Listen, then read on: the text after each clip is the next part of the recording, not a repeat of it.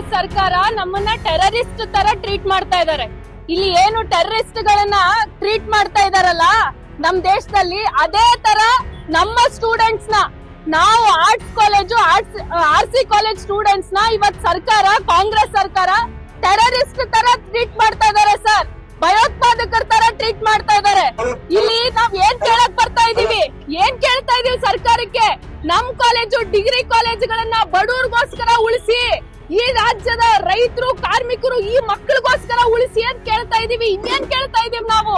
ಕಾಂಗ್ರೆಸ್ ಸರ್ಕಾರ ಇವತ್ತು ಅಲ್ಲಿ ಕಾಲೇಜಲ್ಲಿ ಲೆಕ್ಚರರ್ಸ್ ಎಲ್ಲ ಸೀನಿಯರ್ ಫ್ಯಾಕಲ್ಟಿಗಳು, ಪರ್ಮನೆಂಟ್ ಫ್ಯಾಕಲ್ಟಿಗಳು ನಿಂತ್ಕೊಂಡು ಹುಡುಗರ್ಗೆ ಹೊಡಿತಾ ಇದಾರೆ. ಇವತ್ತು ಹೊರಗಡೆ ಬಂದ್ರೆ ಹುಡುಗರು ಪ್ರೊಟೆಸ್ಟ್ ಹೋಗ್ತೀವಿ ಅಂತ ಹೇಳಿದ್ರೆ ನಾವು ಪ್ರೊಟೆಸ್ಟ್ ಮಾಡ್ತೀವಿ, ನಮ್ ಹಕ್ಕು ಕೇಳ್ತೀವಿ, ನಾವು ಬಡವ್ರ ಮಕ್ಳು, ನಮ್ ಸ್ವಾತಂತ್ರ್ಯ ಕೇಳ್ತೀವಿ, ಓದೋ ಸ್ವಾತಂತ್ರ್ಯ ಕೇಳ್ತೀವಿ ಅಂತ ಹೊರಗಡೆ ಬಂದ್ರೆ ಅವ್ರ ಐಡಿ ಕಾರ್ಡ್ ನ ಕಿತ್ಕೊಂಡಿದ್ದಾರೆ.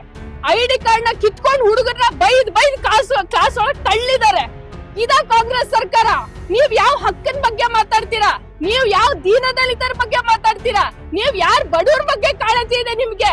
ನಿಮಗ್ ನಿಜವಾಗ್ಲೂ ಬಡವ್ರ ಬಗ್ಗೆ ಕಾಳಜಿ ಇದ್ರೆ, ರೈತರು, ಈ ರಾಜ್ಯದ ಕಾರ್ಮಿಕರ ಬಗ್ಗೆ ನಿಮಗ್ ಕಾಳಜಿ ಇದ್ರೆ, ಈ ಮಕ್ಕಳಿಗೆ ಬಂದ್ ಉತ್ತರ ಕೊಡಿ, ಈ ವಿದ್ಯಾರ್ಥಿಗಳಿಗೆ ಬಂದ್ ಉತ್ತರ ಕೊಡಿ, ನಮಗ್ ಬಂದ್ ಉತ್ತರ ಕೊಡಿ. AIDS ಇವಾಗ ಪ್ರೊಟೆಸ್ಟ್ ಮಾಡ್ತಾ ಇರೋದು ಈ ರಾಜ್ಯದ ಪ್ರತಿಷ್ಠಿತ ಕಾಲೇಜುಗಳು, ಆರ್ಸಿ ಕಾಲೇಜು, ಆರ್ಟ್ಸ್ ಕಾಲೇಜು, ಈ ಕಾಲೇಜ್ ನ ಉಳಿಸಿ ಅಂತ ಕೇಳೋದಕ್ಕೋಸ್ಕರ ಇಲ್ಲಿ ಬಂದು ಪ್ರೊಟೆಸ್ಟ್ ಮಾಡ್ತಾ ಇರೋದು ಫ್ರೀಡಂ ಪಾರ್ಕ್ ಅಲ್ಲಿ. ಕಾರ್ಮಿಕರು ಅವ್ರಿಗೆ ಎಕ್ಸ್ಟ್ರಾ ಸ್ಯಾಲರಿ ಕೇಳಿದ್ರೆ, ಬೇಕಾಗಿರೋಂತ ಕನಿಷ್ಠ ಮೂಲಭೂತ ಹಕ್ಕು ಕೇಳಿದ್ರೆ ಫ್ಯಾಕ್ಟರಿ ಓನರ್ಸ್ ಹೊಡಿತಾರೆ, ಪೊಲೀಸ್ ನ ಕರೆಸಿ ಲಾಠಿ ಚಾರ್ಜ್ ಮಾಡ್ತಾರೆ. ನೀವೇನ್ ಮಾಡ್ತಾ ಇದ್ದೀರಾ? ಇದು ಕಾರ್ಮಿಕರು ಇಂಡಸ್ಟ್ರಿ ಫೈಟ್, ಇದೋ ಫೈಟ್, ಕ್ಯಾಪಿಟಲಿಸ್ಟ್ ಫೈಟ್. ಇದು ನಾವ್ ಕೇಳ್ತಾ ಇರೋದು ಏನು? ಕನಿಷ್ಠ ಶಿಕ್ಷಣದ ಹಕ್ಕು. ನಿಮಗ್ ಶಿಕ್ಷಣದ ಹಕ್ಕು ಕೊಡಕ್ ಆಗ್ತಿಲ್ಲ, ವೆರಿ ಬೇಸಿಕ್ ರೈಟ್ ಕೊಡಕ್ ಆಗ್ತಿಲ್ಲ. ಅದೇ ನೀವ್ ಯಾವ ಪ್ರಗತಿಪರ ಸರ್ಕಾರ?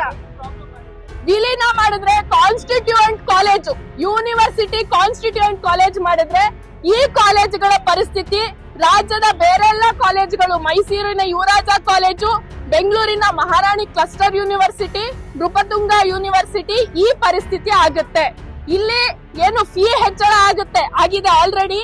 ಈ ಎಲ್ಲಾ ಕಾಲೇಜುಗಳಲ್ಲೂ ಅಟೋನಮಸ್ ಮಾಡಿ ಕಾನ್ಸ್ಟಿಟ್ಯೂಯೆಂಟ್ ಕಾಲೇಜುಗಳನ್ನಾಗಿ ಮಾಡಿ, ಆರ್ಟ್ಸ್ ಇರೋಲ್ಲಿ ಆರ್ಟ್ಸ್, ಬೇರೆ ಕಡೆ 5,000 ಇರೋಲ್ಲಿ ಆರ್ಟ್ಸ್ ಫೀಸು 10,500 ಆಗುತ್ತೆ. ಬೇರೆ ಕಡೆ ನಾರ್ಮಲ್ ಡಿಗ್ರಿ ಕಾಲೇಜುಗಳಲ್ಲಿ BComಗೆಲ್ಲ 6-7 ಇದ್ರೆ ಇಲ್ಲಿ 35,000, 25,000. ನೀವು BCA ಒಳಗಡೆ ಹೋಗ್ ಕೇಳಿ UG ಕೋರ್ಸ್ ಫೀಸ್ ಎಷ್ಟಿದೆ ಅಂತ ಹೇಳಿ. ಮೈಸೂರು ಯುವರಾಜ ಕಾಲೇಜಿಗೆ ಹೋಗ್ ಕೇಳಿ ಫೀಸ್ ಎಷ್ಟಿದೆ, UG ಫೀಸ್ ಅಂತ. BSc, BCom ಎಲ್ಲದರ ಫ್ರೀ ಸ್ಟ್ರಕ್ಚರ್ 30-35,000 ಆಗುತ್ತೆ. ಇದು ನಮಗ್ ಆಗ್ಬಾರ್ದು. ಕಾನ್ಸ್ಟಿಟ್ಯೂಯೆಂಟ್ ಕಾಲೇಜ್ ಮಾಡಬಾರ್ದು. ನಿಮಗ್ ಕಾನ್ಸ್ಟಿಟ್ಯೂಯೆಂಟ್ ಕಾಲೇಜ್ ಮಾಡ್ಬೇಕಾ? ಹೊಸ ಕಾಲೇಜ್ ತೆಗೀರಿ. ಯೂನಿವರ್ಸಿಟಿನಲ್ಲಿ ಹೊಸ ಕಾಲೇಜ್ ಶುರು ಮಾಡಿ, ಹೊಸ ಯೂನಿವರ್ಸಿಟಿ ಕಾಲೇಜ್ ತೆಗಿರಿ. ಆಲ್ರೆಡಿ ಚೆನ್ನಾಗಿ ನಡೀತಾ ಇರೋಂತ ಕಾಲೇಜು, 6,000 ವಿದ್ಯಾರ್ಥಿಗಳು ಓದ್ತಿರೋಂತ ಕಾಲೇಜು, ಈ ಕಾಲೇಜಿಗೆ ಮಣ್ಣಾಕ್ತಿದ್ದೀರಾ? ಹೊಸ ಕಾಲೇಜ್ ಶುರು ಮಾಡಿ. ರಾಜ್ಯದಲ್ಲಿ ಬಡವರ ಸಂಖ್ಯೆ ದೊಡ್ಡದಿದೆ, ಅವ್ರಿಗೋಸ್ಕರ ಹೊಸ ಕಾಲೇಜ್ ಶುರು ಮಾಡಿ. Abhaya Diwakar, AIDS state vice president.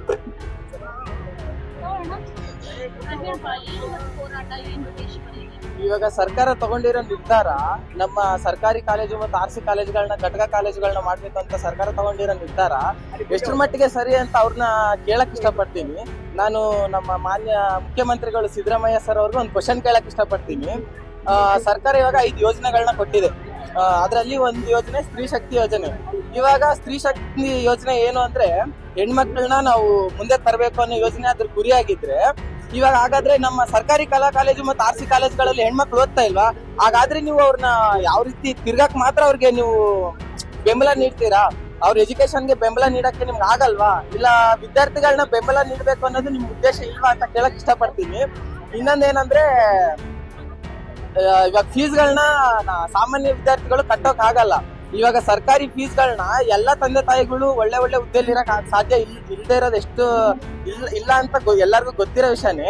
ಅದ್ರಲ್ಲಿ ಇವಾಗ ಸಾಮಾನ್ಯ ವಿದ್ಯಾರ್ಥಿಗಳು ಬಂದು ಈ ಫೀಸ್ ನ ಕಟ್ಕೊಳ್ಳಕ್ಕೆ ತುಂಬಾ ಕಷ್ಟ ಪಡ್ತಾ ಇದ್ದಾರೆ. ಅಂತದ್ರಲ್ಲಿ ಇವಾಗ ಘಟಕ ಕಾಲೇಜ್ಗಳನ್ನ ಮಾಡಿದ್ರೆ ವಿದ್ಯಾರ್ಥಿಗಳ ಫೀಸ್ ಇನ್ನೂ ಹೆಚ್ಚಾಗುತ್ತೆ. ಆ ಫೀಸ್ಗಳನ್ನ ಕಟ್ಕೊಳ್ಳಕ್ಕೆ ವಿದ್ಯಾರ್ಥಿಗಳು ತುಂಬಾ ಇನ್ನೂ ಪ್ರಾಬ್ಲಮ್ ಆಗುತ್ತೆ, ಅವ್ರಿಗೆ ಕಟ್ಕೊಳ್ಳಕ್ಕೆ ಅವ್ರಿಗೆ ಕಷ್ಟ ಅಂತ ಹೇಳಕ್ ಇಷ್ಟಪಡ್ತೀನಿ. ಅಭಿಷೇಕ್.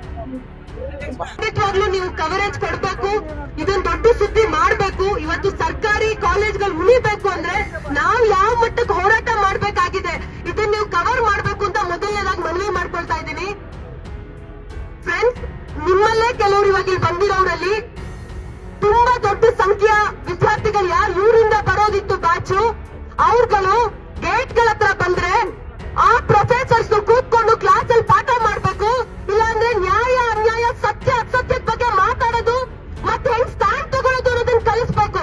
ಅದನ್ನ ಬಿಟ್ಬಿಟ್ಟು ಕೆಲವು ಈ 2 ಕಾಲೇಜ್ಗಳಲ್ಲಿ ಒಂದು ಕಾಲೇಜಲ್ಲಿ ವಾಚ್ಮನ್ ಕೆಲಸ ಮಾಡೋದಕ್ಕೆ ಬಂದಿದ್ರು. ಇವತ್ತು ಕೆಲವು ಪರ್ಮನೆಂಟ್ ಫ್ಯಾಕಲ್ಟೀಸ್ ವಾಚ್ಮನ್ ಕೆಲಸ ಮಾಡೋದಷ್ಟೇ ಅಲ್ಲ, ರೌಡಿಸಂ ಮಾಡಿದ್ರು. ಇವತ್ತು ನಮ್ಮ ವಿದ್ಯಾರ್ಥಿಗಳಿಗೆ ಹೊಡೆಯೋದಕ್ಕೆ ಬಂದ್ರು. ಬಂದು ಹೊಡೆಯೋದಷ್ಟೇ ಅಲ್ಲ, ಅವ್ರ ಐಡಿ ಕಾರ್ಡ್ಗಳನ್ನ ಕಿತ್ಕೊಂಡ್ರು. ಏನ್ ಕೇಳಿದ್ವಿ ನಾವು? ಗವರ್ಮೆಂಟ್ ಕಾಲೇಜ್ ನಮ್ದು, ನಮ್ಮ ಅಪ್ಪ ಅಮ್ಮ ಕಟ್ಟಿರೋದು, ನಮ್ಮ ಟ್ಯಾಕ್ಸ್ ದುಡ್ಡಿಂದ ಕಟ್ಟಿರೋ ಕಾಲೇಜು. ಆ ಕಾಲೇಜನ್ನ ಓದ್ತೀವಿ ಅಂದ್ರೆ ಅದಕ್ಕೋಸ್ಕರ ಪ್ರತಿಭಟನೆ ಮಾಡ್ತಾರೆ ವಿದ್ಯಾರ್ಥಿಗಳು. ಅಂದ್ರೆ ಯುವಕರ ಮೇಲೆ ಬಂದು ಹೊಡೆಯೋದು, ಐಡಿ ಕಾರ್ಡ್ ಕಿತ್ಕೊಳ್ಳೋದು, ಬಾಯಿ ಮುಚ್ಕೊಳ್ಳೋದು, ಕೂತ್ಕೊಳ್ಳೋದು, ಇದು ಯಾವ ರೀತಿ ಸರಿ? ಈ ಹೊಸ ಕಲ್ಚರ್ ಬೇಕಾ? ವಿದ್ಯಾರ್ಥಿಗಳು ಹೋರಾಟ ಮಾಡ್ತೀವಿ ಅಂದಾಗ ಸಾಧ್ಯ ಆದ್ರೆ ಸಪೋರ್ಟ್ ಮಾಡ್ಲಿ, ಇಲ್ಲಾದ್ರೆ ಒಂದ್ ಕಡೆ ತಪ್ಪ ಕುತ್ಕೊಳ್ಳಿ. ಏನಾಗುತ್ತೆ ಇವಾಗ? ಈ RC arts college concentrate college ಅದೇ. ಯಾವ್ದಾದ್ರು ಲೇಮನ್ ರೋಡಲ್ಲಿ ಮಲಗಿರೋರು ಕೇಳಿದ್ರೆ ಹೇಳ್ತಾರೆ ಸರ್ಕಾರಿ ಕಾಲೇಜಿನ ಮುಚ್ತಾರೆ ಅಂದ್ರೆ ಅರ್ಥನೇ ನಮ್ಮಂತ ಸಾಮಾನ್ಯ ವಿದ್ಯಾರ್ಥಿಗಳು, ರೈತರ ಮಕ್ಕಳು, ಕಾರ್ಮಿಕರ ಮಕ್ಕಳು, ಹೆಣ್ಮಕ್ಳು, ಗ್ರಾಮೀಣ ಪ್ರದೇಶದಿಂದ ಬರೋರು ನಾವು ಶಿಕ್ಷಣ ಪಡ್ಕೋಬಾರ್ದು. ಇದು ನಿಂತ್ಕೋಬೇಕು. ಅದಕ್ಕೋಸ್ಕರನೇ ಸರ್ಕಾರಿ ಕಾಲೇಜನ್ನು ಮುಚ್ಚಬೇಕು ಅಂತ ಡಿಸಿಷನ್ ತಗೊಳ್ಳೋದು. ಇದು ಅರ್ಥ ಆಗಲ್ಲ, ಸಾಮಾನ್ಯ ಮನುಷ್ಯಗೆ ಅರ್ಥ ಆಗುತ್ತಲ್ಲ. ಅಷ್ಟು ಕಲಿತು ಬಂದು ಪರ್ಮನೆಂಟ್ ಫ್ಯಾಕಲ್ಟಿ, ಪರ್ಮನೆಂಟ್ ಲೆಕ್ಚರರ್ ಅನ್ಕೊಳ್ಳೋರು ಗೊತ್ತಾಗಲ್ವಾ? ಇದು ಗೊತ್ತಾಗಿಯೋನು ವಿದ್ಯಾರ್ಥಿಗಳು ನ್ಯಾಯ ಪರವಾಗಿ ಹೋರಾಟಕ್ಕೆ ನಿಂತ್ಕೊಂಡ್ರೆ ಇವ್ರಿಗೆ ಏನ್ ಜಾಸ್ತಿ ಎಫೆಕ್ಟ್ ಆಗಲ್ಲ, ಇವ್ರ ಫೀಸ್ ಏನ್ ಜಾಸ್ತಿ ಆಗಲ್ಲ, ಇವ್ರ ನೆಕ್ಸ್ಟ್ ಮ್ಯಾಚ್ ಫೀಸ್ ಜಾಸ್ತಿ ಆಗುತ್ತೆ. ಆದ್ರೂ ಈ ಹುಡುಗರು ಫೈಟ್ ಮಾಡಕ್ ಬಂದಿದ್ದಾರೆ, ನಮ್ಮ ನೆಕ್ಸ್ಟ್ ಮ್ಯಾಚ್ ಫೀಸ್ ಜಾಸ್ತಿ ಆಗ್ಬಾರ್ದು ಅಂತ. ಹಂಗಿರುವಾಗ ಆ ಪ್ರೊಫೆಸರ್ಸ್ ಏನ್ ಮಾಡ್ಬೇಕು? ನಿಂತ್ಕೊಂಡು ಸಲ್ಯೂಟ್ ಮಾಡ್ಬೇಕು ಈ ಮಕ್ಕಳಿಗೆ. ನೀವುಗಳು ಹೋರಾಟಗಾರರು, ನಮ್ ಕೈಯಲ್ಲಿ ಮಾಡಕ್ಕಾಗ್ತಿಲ್ಲ, ನೀವು ಮಾಡಿ ಬೆಂತ ಹೇಳ್ಬೇಕು. ಅದು ಬಿಟ್ಬಿಟ್ಟು ಈ ಪರ್ಮನೆಂಟ್ ಲೆಕ್ಚರರ್ಸ್ ಹೊಡೆಯೋದೇನು, ಐಡಿ ಕಾರ್ಡ್ ಕಿತ್ಕೊಳ್ಳೋದೇನು, ಇದು ಸರಿನಾ? ಇದು ಒಳ್ಳೇದ್ ಮಾಡುತ್ತಾ? ಅವರಿಗೆ ಏನ್ ಬೆನಿಫಿಟ್ ಸಿಗುತ್ತೆ ಆ ಪರ್ಮನೆಂಟ್ ಫ್ಯಾಕಲ್ಟಿಗೆ? 2 ವರ್ಷ ಎಕ್ಸ್ಟ್ರಾ ದುಡಿಬಹುದು, ರಿಟೈರ್ಮೆಂಟ್ 2 ವರ್ಷ ಎಕ್ಸ್ಟೆಂಡ್ ಆಗುತ್ತೆ, 67 ವರ್ಷಕ್ಕೆ ಹೋಗುತ್ತೆ. ಆ 2 ವರ್ಷ ಸಂಬಳಕ್ಕೋಸ್ಕರ 6-8 ಸಾವಿರ ವಿದ್ಯಾರ್ಥಿಗಳನ್ನ ಕಾಲೇಜಿಂದ ಆಚೆ ಆಗೋಕ್ಕೂ ಸಿದ್ಧರಾಗಿದ್ದಾರಲ್ಲ, ಇವ್ರ ಟೀಚರ್ಸ್, ಇವ್ರ ಜ್ಞಾನ ಕೊಡೋರ. ನಾವು ನೋಡಿದೀವಿ ಹೋರಾಟಗಾರನ, ಟೀಚರ್ಗಳನ್ನ. ಫಿಲ್ಮ್ ನಲ್ಲಿ ಮೊದಲನೇ ಬಂದಂತ ಟೀಚರ್ ಸಾವಿತ್ರಿಬಾಯಿ ಫುಲೆ ಏನ್ ಮಾಡಿದ್ರು? ಸಗಣಿ ನೀರು ಹೆಚ್ಚಿದ್ರು, ಕಲ್ಲ ಹೊಡೆದ್ರು, ಹುಚ್ಚಿ ಅಂದ್ರು, ಅವಮಾನ ಮಾಡಿದ್ರು. ಏನ್ ಮಾಡಿದ್ರು ಸಾವಿತ್ರಿಬಾಯಿ ಫುಲೆ ಕಲ್ಸೋದನ್ನ ನಿಲ್ಲಿಸ್ಲಿಲ್ಲ, ಹೋರಾಟ ಕಂಟಿನ್ಯೂ ಮಾಡಿದ್ರು ಅವರು. ಇವತ್ತು ನಾವು ಹೆಣ್ಮಕ್ಳು ಶಿಕ್ಷಣ ಪಡ್ಕೋತಾ ಇದೀವಿ ಅಂದ್ರೆ ಆ ಮಾತಾಯಿನ ಕಾರಣ. ಅಂತವ್ರ ಸ್ಯಾಕ್ರಿಫೈಸ್ ಗಳು ಇವ್ರಿಗೆ ತಕ್ಕಲ್ವಾ? ಇವ್ರು ಹೊಡಿಬಹುದಾ ವಿದ್ಯಾರ್ಥಿಗಳನ್ನ? ಇದು ಸರಿನಾ ಅವ್ರು ಮಾಡ್ತಾ ಇರೋದು? ಸರ್ಕಾರಿ ಕಾಲೇಜ್ ಉಳಿಬೇಕು ಅನ್ನೋದು ಪ್ರತಿಯೊಬ್ಬ ವಿದ್ಯಾರ್ಥಿಯ, ಪ್ರತಿಯೊಬ್ಬ ಪೇರೆಂಟಿನ ಆಶಯ. ಟೀಚರ್ಸ್ ಗಳ ನಮ್ ಜೊತೆಗೆ ನಿಂತ್ಕೋಬೇಕು, ಈ ರೌಡಿಸಂ ಮಾಡಬಾರ್ದು.